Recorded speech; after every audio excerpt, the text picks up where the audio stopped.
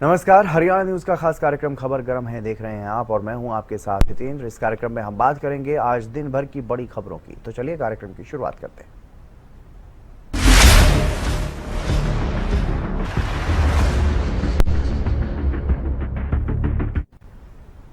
हरियाणा में निकाय चुनाव को लेकर के सियासी हलचल तेज है। भारतीय जनता पार्टी जल्द ही अपने उम्मीदवारों की सूची जारी कर सकती है। दिल्ली में हुई पार्टी की अहम बैठक में उम्मीदवारों के पैनल पर मंथन किया गया।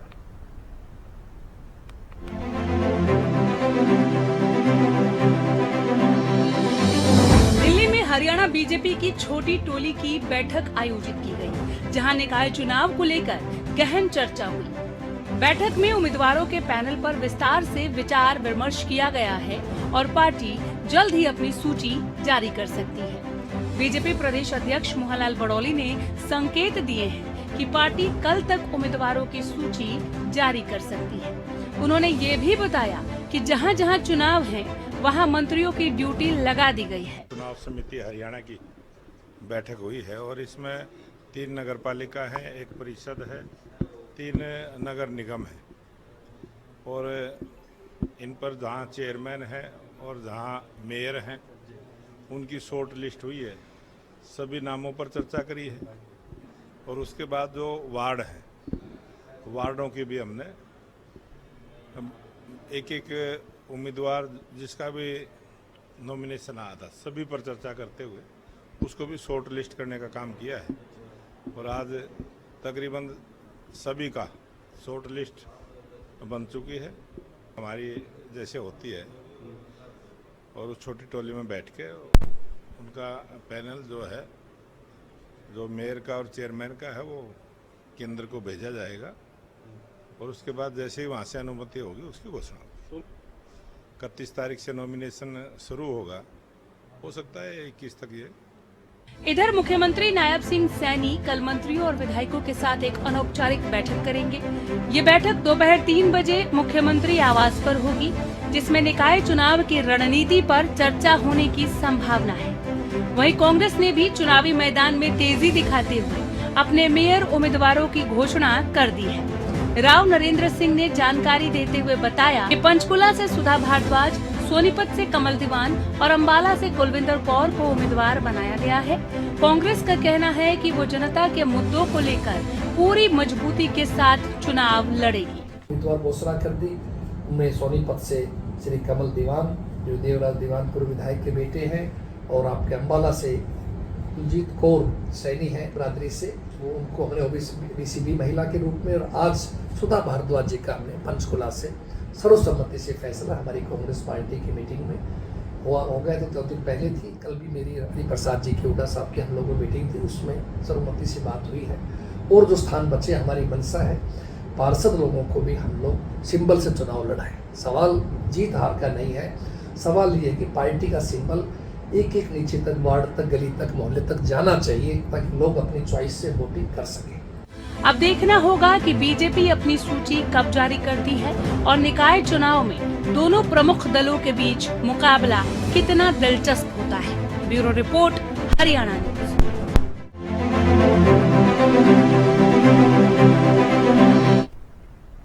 चंडीगढ़ में हरियाणा सरकार की अहम बैठक हुई, जिसमें बड़ी खरीद और बड़े प्रोजेक्ट से जुड़े फैसले लिए गए। मुख्यमंत्री नायब सैनी की अध्यक्षता में ये महत्वपूर्ण बैठक हुई।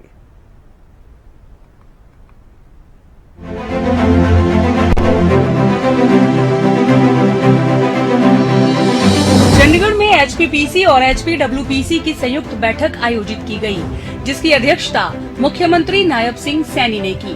बैठक में कैबिनेट मंत्री विपुल गोयल और संबंधित विभागों के वरिष्ठ अधिकारी मौजूद रहे। बैठक के दौरान एचपीपीसी के तहत 3 में से 2 एजेंडों को मंजूरी दी गई।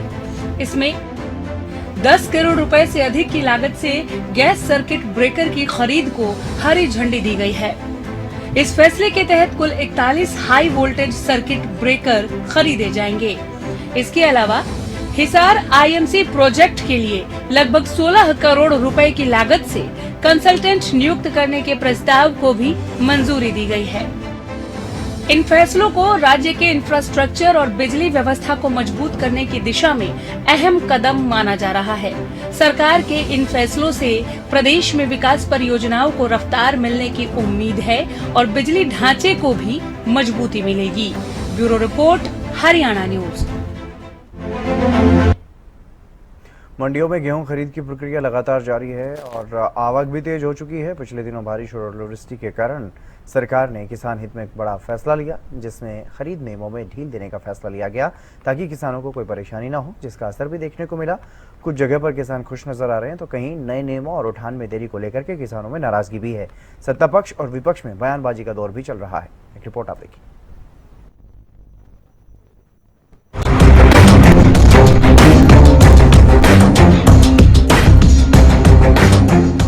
गेहूं और सरसों की फसल पककर तैयार हुई, खरीद प्रक्रिया शुरू हुई तो किसानों पर मौसम की मार भी पड़ी। कहीं मंडियों में पहुंची फसल भीग गई तो कहीं खेतों में ही पकी पकाई फसल का भारी नुकसान हो गया। ऐसे में किसानों और आढ़तियों को फसल खरीद में कोई परेशानी ना हो, इसके लिए केंद्र सरकार ने बड़ा फैसला लिया। फसल खरीद के मानकों में अस्थायी ढील दी गई। लस्टर लॉस की सीमा 70% तक बढ़ा दी गई। सिकुड़े और टूटे दानों की सीमा 6% से बढ़ाकर 15% कर दी गई। नए नियमों से किसानों और आढ़तियों को खरीद प्रक्रिया में राहत भी मिली, जिसके बाद किसानों ने थोड़ी राहत की सांस जरूर ली। कई जगहों पर किसानों में खुशी भी देखने को मिल रही है, लेकिन मंडियों में खरीद के नए नियमों और उठान को लेकर परेशानी अभी भी बनी हुई है। लिखे लोग हम जैसों को भी समझ में नहीं आता था कई बार, हालांकि वेट तो सही होता हो जो भी करते थे। तो अब इसमें बड़ा ये बहुत अच्छा काम हो गया सर, इलेक्ट्रॉनिक सामने एकदम दिखता है। आपका 100 ग्राम भी अगर फालतू जा रहा तो आप बोल सकते हो। बस बिल्कुल ठीक आ रहा है, इसी तरह की नहीं नो अभी कोई प्रॉब्लम नहीं। अभी तो स्टार्टिंग में हुआ इनका थोड़ा इशू, जो स्टार्टिंग में आया वो जो लाइन वगैरह लग गई थी थोड़ी, तो हम इसलिए बाद में आए सर। हाँ ना, पेमेंट बिल्कुल करते हैं। क्या करना ठीक चल रहा है, बहुत ठीक प्रोग्राम है, कोई ऐसी बात नहीं है, ठीक ठाक, ना कोई प्रॉब्लम नहीं है। करने इलेक्ट्रॉनिक आया, हाँ ना कोई आया, बिल्कुल ओके है ये। तो वहीं किसानों के मुद्दे पर सियासी बयानबाजी का दौर भी लगातार जारी है।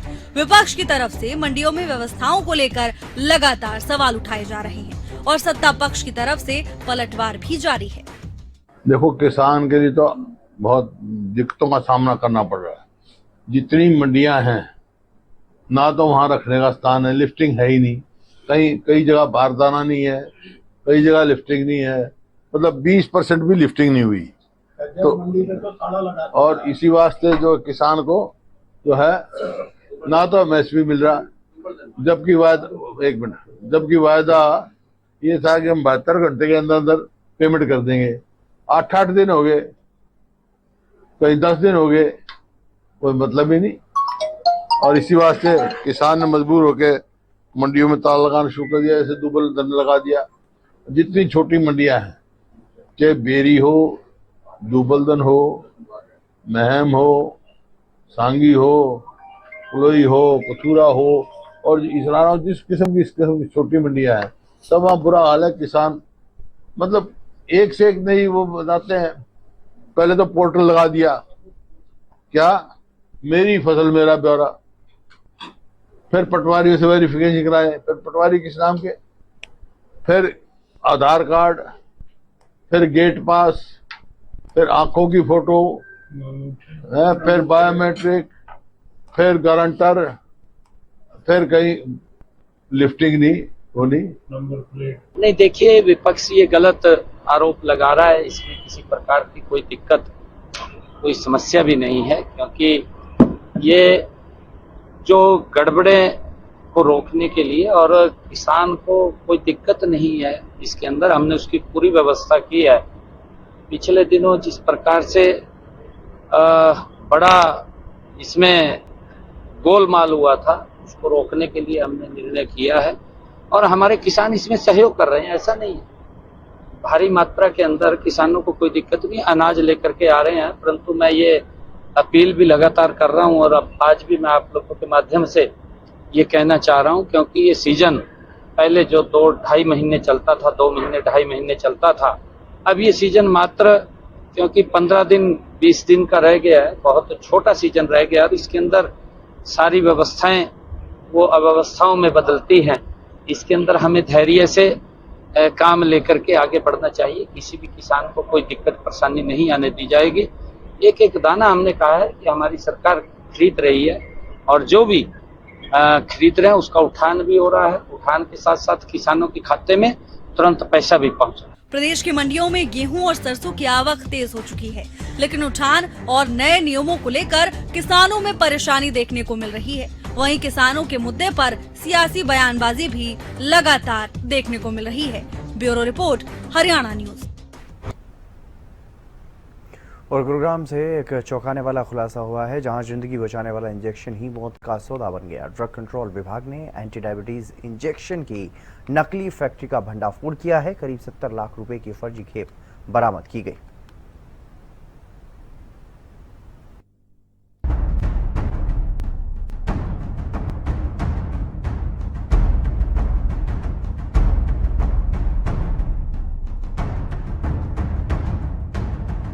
साइबर सिटी गुरुग्राम, लेकिन इस बार टेक्नोलॉजी नहीं, ठगी और सेहत से खिलवाड़ की कहानी सामने आई है। ड्रग कंट्रोल विभाग को गुप्त सूचना मिली कि बाजार में नकली इंजेक्शन धड़ल्ले से बेचा जा रहा है। टीम ने खरीदार बनकर जाल बिछाया। 45 लाख रुपए के इंजेक्शन का ऑर्डर दिया गया। आरोपी डील को दिल्ली में शिफ्ट करना चाहते थे, लेकिन प्लान बदला गया और जैसे ही आरोपी गुरुग्राम के DLF फेज 4 में पहुंचे, टीम ने उन्हें रंगे हाथों पकड़ लिया। एक मोंजारो इंजेक्शन है, ये एलाई लिली कंपनी का जो इंजेक्शन है, ये इटली से इंपोर्ट होके जो इंडिया में आता है। ये एक एंटी डायबिटिक ड्रग है और ऑन प्रेस्क्रिप्शन में be used for weight loss also. तो ये जो इंजेक्शन है, इसकी एक गुप्त सूचना प्राप्त हुई थी कि ये इंजेक्शन नकली आजकल सप्लाई में चल रहा है, तो उसकी एक रेड की गई थी जिसमें काफी मात्रा में नकली इंजेक्शन बरामद किया गया है। किस तरह से क्या मैन्युफैक्चरिंग हो रही थी और कितना डिफरेंस है ओरिजिनल में? और हाँ, इसकी जो मैन्युफैक्चरिंग है, वो जो असली आदमी है वो एक फ्लैट में ही कर रहा था और वो इसके अंदर जो है पेप्टाइड्स बाहर से मंगा के और उसी को भर के इस इंजेक्शन को बेच रहा था। अभी तक जो शुरुआती जांच में पता चला है कि हाँ, लेबल्स में भी कुछ मिसमैचेस हैं इसके अंदर, पर वो एक आम नागरिक को नहीं पहचान सकता क्योंकि उसने हूबहू एक असली इंजेक्शन की तरह इसको बनाया है। दरअसल मोंजारो इंजेक्शन डायबिटीज के इलाज के लिए इस्तेमाल होता है, लेकिन हाल के दिनों में ये वेट लॉस शॉर्टकट के तौर पर ट्रेंड में आ गया है। तेजी से वजन घटाने के दावों और हाई प्रोफाइल इस्तेमाल की खबरों ने इसकी डिमांड आसमान पर पहुंचा दी और इसी लालच ने इस काले कारोबार को जन्म दिया। सोचिए, जिस इंजेक्शन से लोग फिट होने की उम्मीद कर रहे थे, वही उनकी सेहत के साथ बड़ा खिलवाड़ कर रहा था। फिलहाल 70 लाख की नकली खेप जब्त की गई। 2 आरोपियों को गिरफ्तार भी किया गया और अब जांच इस बात की कि इस नेटवर्क की जड़ें कितनी गहरी हैं। सवाल सीधा है, क्या आप जो दवा ले रहे हैं वो असली है? सतर्क रहें, सिर्फ अधिकृत मेडिकल स्टोर से ही दवाएं खरीदें, क्योंकि यहाँ एक छोटी सी लापरवाही जानलेवा साबित हो सकती है। Bureau report, Haryana news. Sonipat police को साइबर क्राइम के खिलाफ बड़ी सफलता मिली है। फोन हैक करके लाखों रुपए की ठगी करने वाले अंतर्राज्यीय गिरोह का भंडाफोड़ किया गया। पुलिस ने राजस्थान से 2 आरोपियों को गिरफ्तार किया है। इस कार्रवाई में ठगी की रकम का हिस्सा भी बरामद किया गया।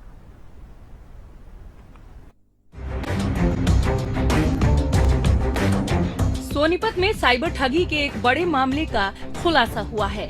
थाना साइबर की टीम ने करीब 1,08,942 रुपए की ठगी करने वाले गिरोह का पर्दाफाश किया है। ये ठगी एक महिला के साथ की गई थी, जिसके बैंक खाते से फर्जी ट्रांजैक्शन के जरिए रकम निकाल ली गई थी। जांच में सामने आया कि आरोपियों ने फोन हैक कर वारदात को अंजाम दिया। पुलिस ने त्वरित कार्रवाई करते हुए राजस्थान के अजमेर और जयपुर से 2 आरोपियों सीताराम और युवराज को गिरफ्तार किया।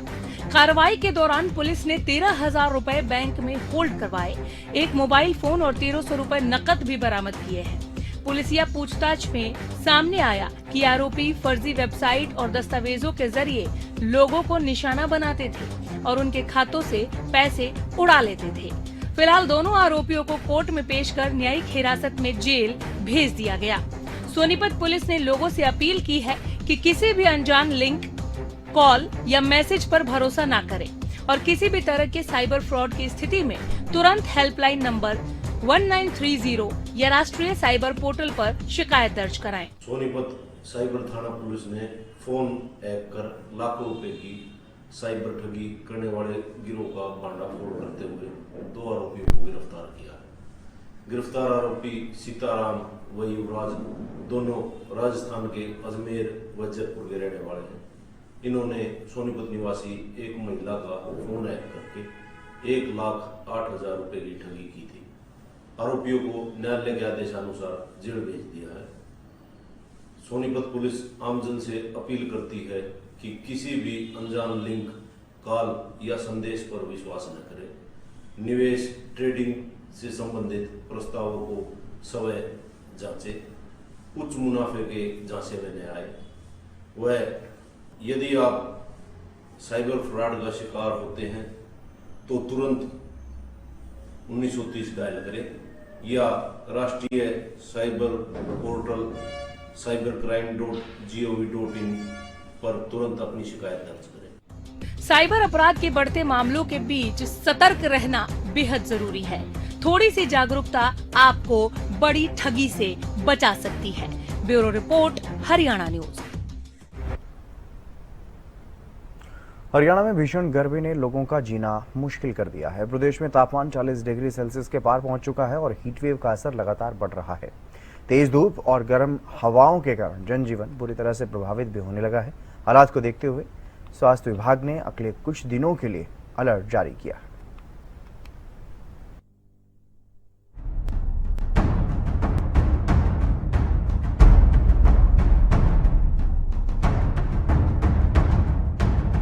हरियाणा इन दिनों भीषण गर्मी की चपेट में है। आसमान से बरसती आग और तपती हवाओं ने लोगों को घरों में रहने पर मजबूर कर दिया है। दोपहर के समय सड़कों पर सन्नाटा देखने को मिल रहा है। गर्मी का असर स्वास्थ्य पर भी साफ नजर आ रहा है। अस्पतालों में हीट स्ट्रोक और डिहाइड्रेशन के मरीजों की संख्या लगातार बढ़ रही है। विशेषज्ञों ने लोगों को सतर्क रहने की सलाह दी है। उनका कहना है कि बिना जरूरत घर से बाहर ना निकलें और शरीर को पूरी तरह से हाइड्रेट रखें। गर्मी का कहर लगातार बढ़ता जा रहा है और कई जिलों में जो टेम्परेचर है वो 40 के पार पहुंच चुका है। लेकिन साफ तौर पर कह सकते हैं कि लगातार गर्मी का प्रकोप इस कदर बढ़ रहा है कि लोग अब अपने सर पर कपड़ा ढांपकर जो अपने कामों के लिए निकल रहे हैं। और साथ ही आप देख सकते हैं कि जब दिन के समय धूप ज़्यादा होती है तो सड़कों पर गाड़ियों की जो रफ्तार है वो भी धीमी पड़ जाती है। बहुत कम गाड़ियां नज़र आती हैं और लोग गर्मी से बचने के लिए यहाँ आपको देख सकते हैं कि पेय पदार्थों का सहारा लेते हुए नजर आएंगे। लगातार लोग नींबू पानी और अन्य चीज़ों का सहारा लेते हुए नजर आ रहे हैं। साफ तौर पर डॉक्टरों ने भी हिदायत दी है कि जब भी वो घर से बाहर गर्मी के दौरान निकलते हैं किसी ज़रूरी काम से तो उनको कहीं ना कहीं सर पे कपड़ा ढांपना चाहिए और साथ ही पानी की व्यवस्था साथ में लेकर जरूर चलनी चाहिए। पानी की बोतल जरूर लेकर साथ में चलें। तो कहीं ना कहीं लगातार गर्मी से बचने के तमाम तरह के हिदायत स्वास्थ्य विभाग की तरफ से दी जा रही हैं और कहीं ना कहीं गर्मी के कारण ही अब मरीजों की संख्या भी जो है बढ़ती हुई नजर आ रही है। लगातार जिस तरीके से गर्मी का प्रकोप बढ़ रहा है तो कहीं ना कहीं लोगों के लिए परेशानी का सबब बनती जा रही है। और यहाँ आप देख सकते हैं कि लगातार लोग जो है गर्मी से बचने के लिए नींबू पानी का सहारा लेते हुए दिखाई दे रहे हैं। बात करते हैं यहाँ पर तमाम जो लोग खड़े हुए हैं। गर्मी जैसे जैसे बढ़ रही है वैसे वैसे लोग पेय पदार्थों का सहारा ले रहे हैं।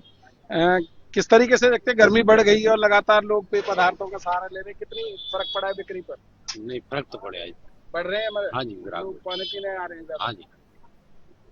तो आप देख सकते हैं कि तमाम लोग हैं जो यहाँ पर गर्मी से बचने के लिए नींबू पानी और शिकंजी का सहारा ले रहे हैं। भाई साहब, गर्मी लगातार बढ़ रही है, किस तरीके से देखते हैं?